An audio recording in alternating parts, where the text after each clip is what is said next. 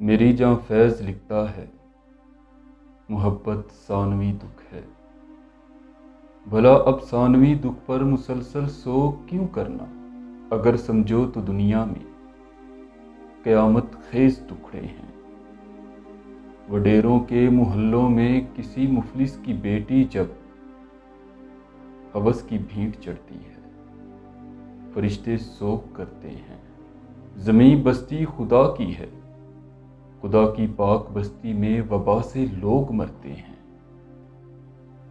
بزرگوں نے بتایا تھا، سبھی معصوم سے بچے خدا کا روپ ہوتے ہیں۔ یہ بچے پھول ہوتے ہیں، خدا کی پاک بستی میں یہ بچے بھی اجڑتے ہیں، ہوس کی بھینٹ چڑھتے ہیں۔ میری جاں فیض کہتا تھا، محبت ثانوی دکھ ہے۔ محبت مفلسی کے بعد آتی ہے۔ خدا کی پاک بستی کا بڑا دکھ تو غریبی ہے۔ غریبی فاحشہ ہے جو فقط روٹی کی خاطر ہی دھرم کو بیچ دیتی ہے۔